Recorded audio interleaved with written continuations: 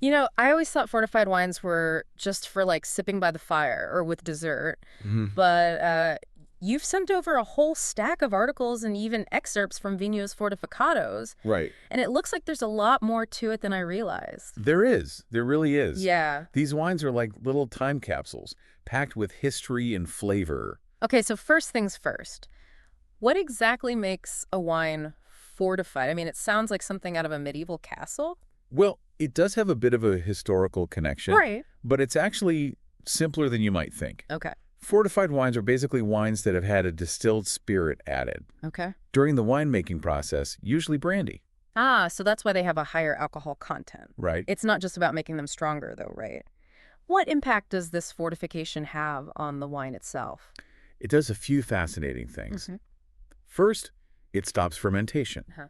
which can leave some residual sugar, Mm-hmm. resulting in wines that range from bone dry to lusciously sweet. Second, that extra alcohol acts as a natural preservative, Right. meaning these wines can age for decades, Wow. sometimes even centuries. Wait, centuries, seriously? That's wild. It makes you wonder what stories those bottles could tell, doesn't it? I know. So speaking of history, our source material mentions that fortified wines were practically essential back in the day, Yeah, especially for seafaring folks. absolutely. Before refrigeration, imagine trying to transport wine on long voyages. Right. Regular wine would spoil, Yeah. but fortified wines, with their higher alcohol content, Right. were built to last, Mm-hmm. making them perfect for those long journeys across the ocean. That makes so much sense. They were basically the original travel companions, keeping sailors company and Mhm. bringing a taste of home to far-off lands. Yeah. Okay, so now that we've got the basics down, let's dive into some of the stars of the fortified world. Okay. And there's no better place to start than with Portugal, the home of port wine, right? Ah, port.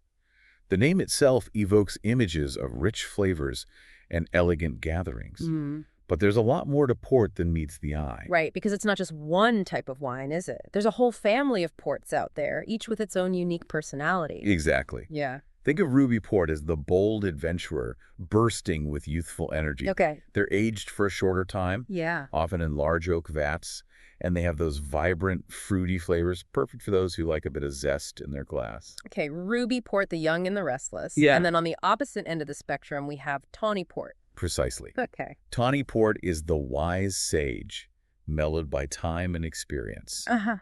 It spends years aging in small oak barrels, Wow. developing those complex, nutty, and spicy notes that make it so captivating. So it's like comparing a fresh berry to a perfectly aged cheese. Right.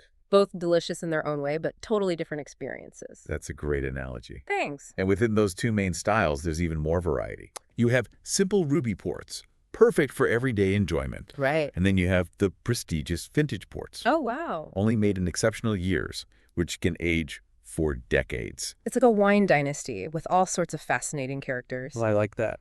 Oh, and I can't forget about White Port. Right? Is that made with the same grapes as the Ruby and Tawny styles? Nope, white port is made from white grapes, of course, Okay. and it can range from dry to sweet. Wow. It's incredibly versatile, perfect as an aperitif or paired with desserts. So many options, it's making my head spin.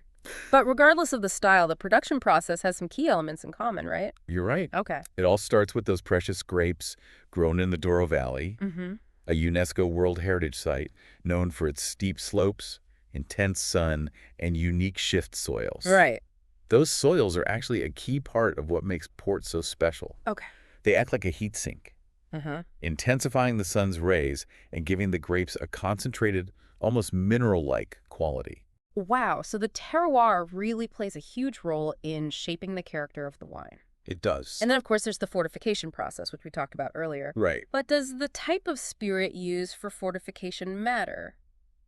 Or the timing? That's a great question, Yeah. and it's one that often gets overlooked. Okay. The type of spirit, and when it's added during fermentation, can have a big impact on the final wine. Interesting. For example, adding a higher proof spirit earlier in fermentation will result in a sweeter wine with a higher alcohol content, Okay. while adding a lower proof spirit later in fermentation will create a drier wine with a lower alcohol content. So it's not just a one-size-fits-all process. Right, There's right. a real art to it. Right. It's like the winemaker is conducting an orchestra of flavors, Mm-hmm. carefully balancing the grapes, the spirit, and the aging process to create something truly special. I like that. It is a bit like conducting an orchestra. Yeah. Now, speaking of unique production methods, it reminds me of another fascinating fortified wine. Okay. Oh, yeah, Madeira. I've heard it's like the phoenix of the wine world, Yeah. rising from the ashes or something like that. Well, there is a bit of fire involved, Okay. but not quite in the way you might think. Oh. Madeira comes from a volcanic island, also in Portugal, Okay. and they have this unique process called estufagem, where they intentionally heat the wine. Wait, they heat it? Isn't that like the opposite of what you're supposed to do with wine? Right. It sounds crazy, Yeah. but it's what gives Madeira those characteristic caramelized and nutty notes that it's famous for. Okay. It's like a controlled oxidation process that creates a flavor profile unlike any other wine. Okay. I'm officially intrigued. Good. So we've got volcanic soil, intentional heating, Mhm. and then what? How does Madeira age? After the esophageum, Madeira is aged in oak casks, Uh-huh. often for years or even decades, Okay. developing its complexity and those incredibly long lifespans. Wow. Speaking of which, you mentioned the phoenix earlier. Right. Well, Madeira is known for its ability to age for incredibly long periods. Wow. Sometimes even centuries, Seriously. thanks to that unique heating process and the island's special terroir. Wow. It's like a wine that's been through a trial by fire and emerged even stronger. I like that.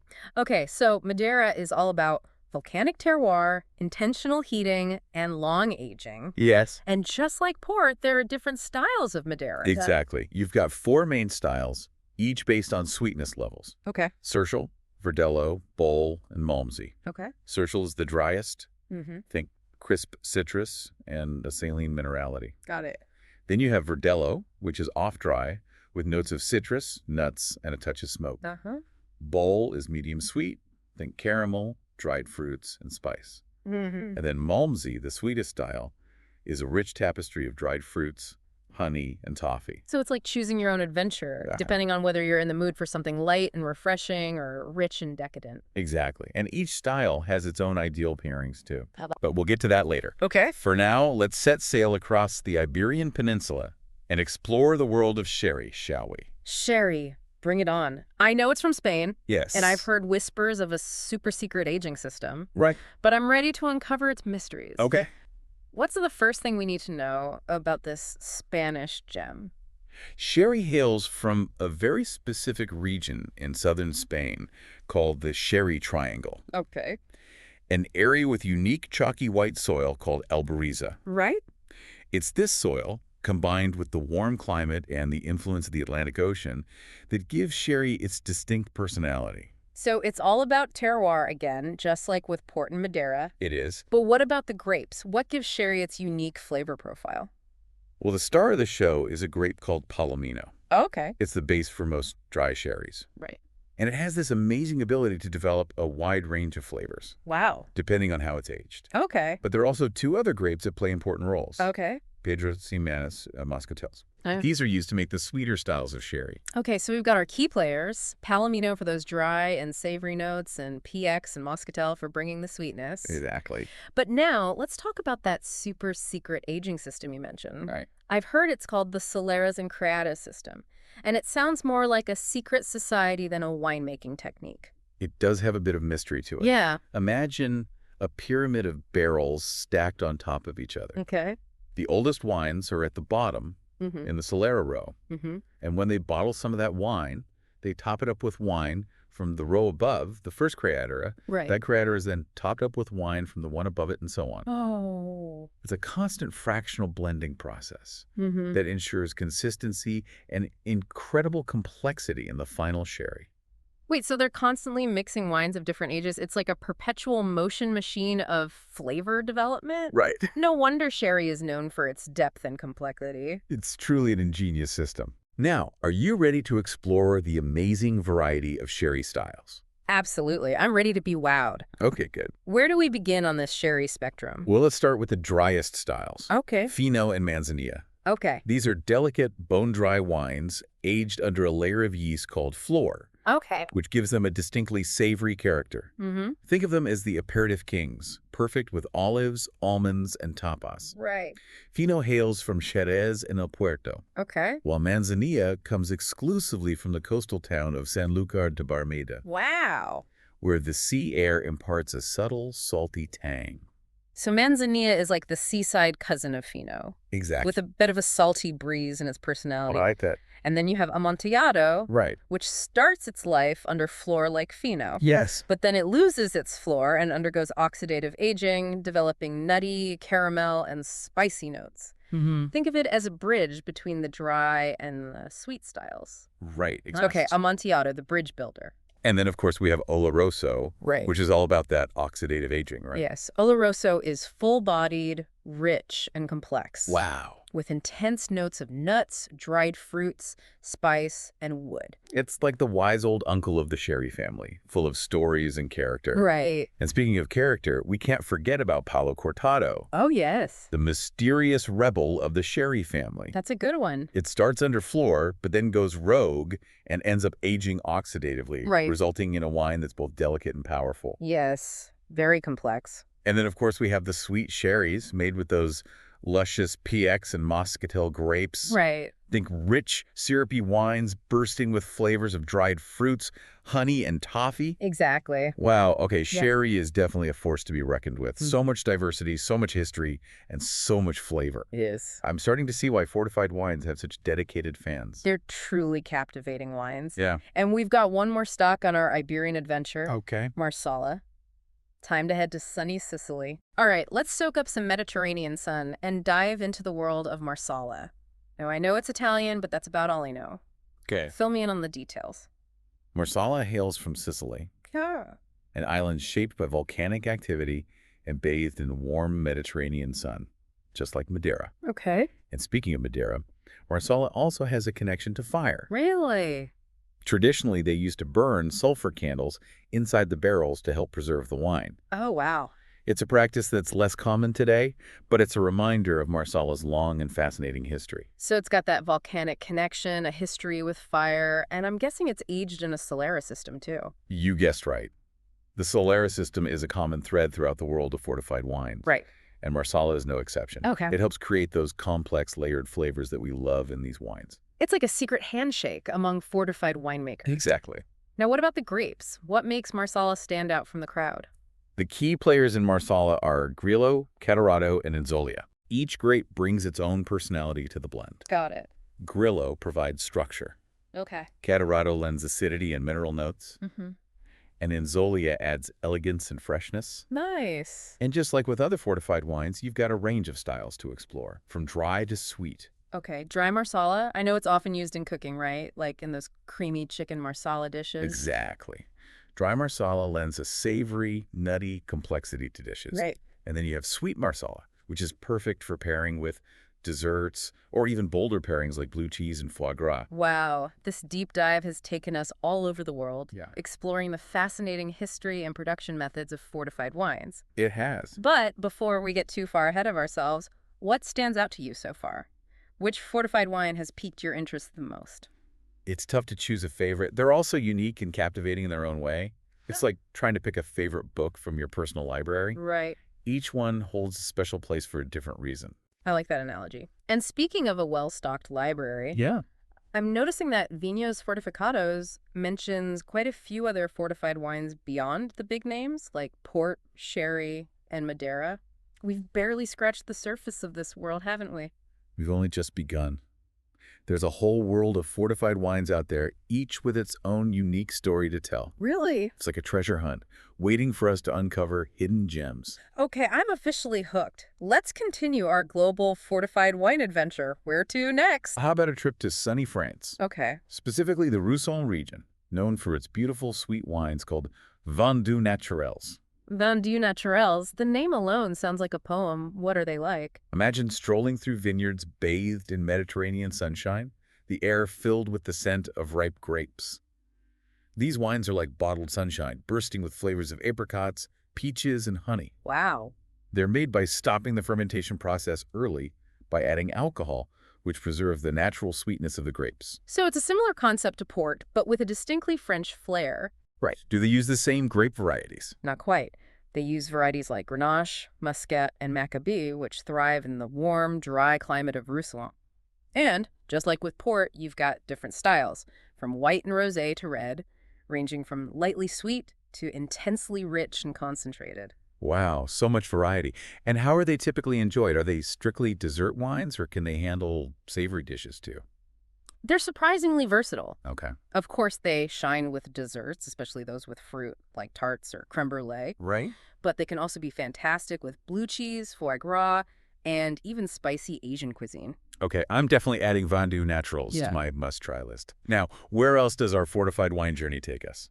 Let's travel to the island of Cyprus, steeped in history and legend, Okay. the birthplace of one of the oldest wines in the world. Commanderia? Commanderia. I've heard the name, but know very little about it. What makes it so special? Commanderia has a history that stretches back over 800 years, making it one of the oldest named wines in the world. It's even mentioned in the writings of Homer. Legend has it that it was a favorite of King Richard the Lionheart, who supposedly served it at his wedding. Wow, a wine fit for a king. So how is this ancient elixir It made? starts with sun-dried grapes, Okay. primarily Xanisteri and Mavro, Right. which concentrates their sugars, resulting in a naturally sweet wine. Oh, okay. Then it's fortified and aged in oak barrels, often for years or even decades, developing those complex aromas of dried fruits, honey, and spice. It sounds like a sip of history. And speaking of history, I know Australia has a relatively young winemaking tradition compared to Europe. Right. But I'm curious, do they make any fortified wines? They do. And they've actually gained quite a reputation for their tawny ports. Australian tawny port, that's fascinating. Do they follow the same traditional methods as in Portugal? They use the same principles, fortification and oxidative aging in oak barrels, but they put their own Aussie spin on things. Mm. Instead of using the Portuguese grape varieties, they use classic Australian grapes like Shiraz, Grenache, and Mourvedre. So we're talking about those same delicious flavors of dried fruits, caramel, spice, and nuts that we love in a traditional tawny port, but with a distinctly Australian character. Exactly. It's like hearing a familiar song sung in a different language. Yeah, The essence is the same, but the nuances are unique. I love that. Now we can't forget about the New World innovators. What about California? What are they doing with fortified wines? California's fortified wine scene is incredibly diverse. They're experimenting with a wide range of grape varieties and styles, drawing inspiration from both old world traditions and their own innovative spirit. So it's a melting pot of styles and influences. What are some of the unique things they're doing? Well, you'll find everything from late harvest dessert wines. Okay. Think lusciously sweet wines made from grapes affected by Botrytis cinerea, also known as noble rot, to dry and oxidative styles, aged in oak, reminiscent of sherry or Madeira. They're even experimenting with unique blends and aging techniques, constantly pushing the boundaries of what's possible. It sounds like a fortified wine playground. It is. So if you're looking for something unexpected and innovative, California is the place to be. Absolutely. They're definitely not afraid to take risks and try new things. But now, I think it's time we shift gears a bit. We've explored the history, the production, the different styles.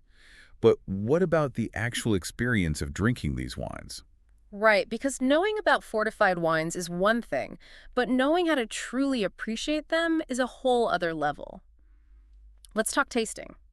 What are the secrets to unlocking those complex flavors and aromas? It all starts with serving them at the right temperature. Okay. Lighter, fresher styles like white port or Fino sherry benefit from being served well chilled, around 46 to 48 degrees Fahrenheit. Okay. It enhances their crispness and allows those delicate floral and citrus notes to shine. So think refreshing sips on a warm day. What about those richer, more complex styles? For those, you want to serve them at room temperature, somewhere between 54 and 61 degrees Fahrenheit. Got it. This allows the aromas to open up and the flavors to fully express themselves. We're talking about wines like tawny ports and Madeira's wines that have spent years, sometimes decades, developing their complexity. And for the super sweet, decadent styles like vintage port or PX sherry, Right. what's the sweet spot? Those can be served slightly chilled, around 50 to 54 degrees. Okay. It helps to balance out that intense sweetness and makes them even more refreshing. Okay, so temperature is key. What about glassware? Does the shape of the glass really make a difference? Absolutely. The right glass can enhance the aromas and direct the wine to the optimal part of your palate. For lighter, more aromatic styles like Fino sherry and white port, a wider, bold glass, like a standard white wine glass, works well. It allows those delicate aromas to open up and fill the glass. So we're maximizing those floral and citrus notes. What about the bolder styles? For those, a narrower bold glass, like a traditional port glass, helps to concentrate the aromas and direct the wine to the center of your tongue, where you can best perceive those complex flavors. This works well for tawny ports, Madeiras, and even Oloroso sherry. And for those super sweet dessert wines, like vintage port, Right. what's the best way to showcase their richness? For those, you can use a smaller glass, sometimes called a dessert wine glass. Okay. It helps to concentrate the aromas and limit the amount of oxygen the wine is exposed to, preserving those delicate flavors. Okay, so we've got our temperature and our glassware sorted. Now, what about the actual tasting process? Any tips for really unlocking those layers of flavor and aroma? The key is to engage all your senses. Start by looking at the color of the wine. Is it pale straw yellow, deep golden amber, ruby red, or tawny brown? The color can give you clues about the wine's age, grape variety, and style. Then swirl the rind gently in the glass to release its aromas. Take a deep inhale and see what notes you can pick up. Are there hints of dried fruits, nuts, spices, caramel, or even chocolate? Each fortified wine has its own unique aromatic fingerprint. It's like a detective game for your nose. Right. And then finally, the moment we've all been waiting for the taste. Exactly. Take a small sip and let the wine coat your palate. Pay attention to the sweetness, the acidity, the alcohol of the body, and the overall balance. Does the wine feel smooth and velvety, or crisp and refreshing? Does the flavor linger on your palate, or does it fade quickly? These are all clues that help you understand the wine's personality. It's amazing how much information is packed into a single sip.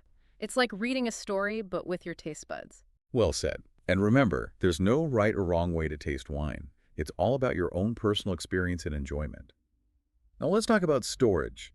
We know that fortified wines are known for their aging potential. But how do we ensure they age gracefully in our own homes? Right, because a wine that can last for decades deserves a little TLC. What are the key things to keep in mind when it comes to storing fortified wines? The two biggest factors are temperature and light. Ideally, you want to store fortified wines in a cool, dark place with a consistent temperature, ideally between 55 and 59 degrees Fahrenheit. Avoid exposing them to direct sunlight or fluctuations in temperature, as this can damage the wine over time. So a cool, dark cellar is the ideal wine sanctuary. What about the position of the bottle? Does that matter? If the wine is sealed with a cork, it's best to store it on its side to keep the cork moist. This prevents the cork from drying out and letting air in, which can oxidize and spoil the wine. For wines with screw caps, you can store them upright. Okay, corks need a little love to stay happy. Now, what about the actual aging potential of fortified wines? How long can we realistically expect them to last? That depends on the specific wine, of course. Hmm. Some fortified wines are meant to be enjoyed young and fresh, while others can age for decades or even centuries. It's always a good idea to check the producer's recommendations for each bottle. Mm-hmm. But generally speaking, fortified wines have a much longer shelf life than table wines. So they're a good investment for those who appreciate a little patience. Now, we've touched on this throughout our deep dive, Yeah. but I'd love to dive a little deeper into the versatility of fortified wines. They're not just for sipping by the fire or with dessert, are they? Not at all. Fortified wines are incredibly versatile and can be enjoyed in a multitude of ways. They can be fantastic aperitifs. They can pair beautifully with a wide range of dishes. And of course, they can be the stars of the show at the end of a meal. Okay, let's break it down. We talked earlier about dryness styles like Fino Sherry and Dry Madeira being great aperitifs. Yes. Why are they so well suited for that role? Their dryness and refreshing acidity make them perfect for stimulating the appetite. Think of them as palate cleansers, preparing your taste buds for the flavors to come. They're also relatively low in alcohol, so you can enjoy a glass or two without feeling weighed down. So it's like starting the meal with a bright, zesty overture. Now, when it comes to food pairings, fortified wines seem to have a magical ability to complement a wide range of flavors, from savory to sweet. They do. And it's all about finding the right match for the specific style of wine. Right. For example, those rich, nutty tawny ports and oxidative Madeiras are fantastic with savory dishes like aged cheeses, roasted nuts, foie gras, and even game meats. Their complex, savory flavors stand up well to those bolder ingredients. That makes sense. You want a wine that can hold its own against those strong flavors? Right. What about the sweeter styles, like vintage port and PX sherry? Are those strictly for dessert? While they're often enjoyed with dessert, Right. their sweetness and concentrated fruit flavors can also make surprising pairings with savory dishes. Think about the classic combination of blue cheese and port. The sweetness of the port cuts through the sharpness of the cheese, creating delicious contrast. Or try pairing PX sherry with foie gras. The richness of the foie gras is balanced by the intense sweetness and nutty notes of the sherry. Wow, I never would have thought of those pairings. It's like a whole new world of culinary possibilities is opening up. Exactly. Don't be afraid to experiment and try new things. Fortified wines are incredibly versatile and can add a whole new dimension to your meals. Okay, I'm definitely feeling inspired to get adventurous in the kitchen. Now, before we wrap up this part of our deep dive, I'm Okay. curious, are there any general guidelines for knowing which fortified wines are best enjoyed young and fresh, hmm and which ones benefit from aging? That's a great question. The producer's recommendations are always the best guide, but there are some general rules of thumb. Lighter, fresher styles like Fino Sherry, Manzanilla Sherry, and Dry Madeira are typically enjoyed young, within a few years of bottling. Their delicate flavors and aromas are at their peak when they're young and vibrant. So they're like the sprinters of the fortified wine world. Right. Quick and refreshing. What about the marathon runners? Those are the wines that can age gracefully for decades or even centuries. We're talking about wines like vintage port, tawny port, and some styles of Madeira. These wines have the structure, the tannins, and the complexity to evolve over time, developing incredible depth and nuance as they age. It's amazing to think that some of these wines can outlive their makers. It's a testament to the artistry of fortified winemaking. Now, before we move on to the final part of our fortified wine journey, Okay. I'd love to hear your personal favorite fortified wine and why it holds a special place in your heart. That's a tough one. But if I had to choose, I'd say a 20-year-old tawny port. There's something magical about that combination of nutty, oxidative flavors, balanced sweetness, and silky texture. It's a wine that speaks to my soul. A wine that speaks to your soul. I love that. It sounds like the perfect way to end an evening, sipping on a glass of 20-year-old tawny and reflecting on the day. It is. And it's a reminder that fortified wines are more than just beverages. They're experiences, stories in a bottle, waiting to be shared and savored. Beautifully said. Well, on that note, let's take a quick break and come back for the final leg of our fortified wine adventure. We'll delve into the art of serving these magnificent wines and discover how to create those perfect pairings that will elevate any occasion. All right, we're back and ready to wrap up our fortified wine adventure. Yes. We've learned so much about these amazing wines, but I'm really excited to talk about how to actually serve them and create those perfect pairings. Me too.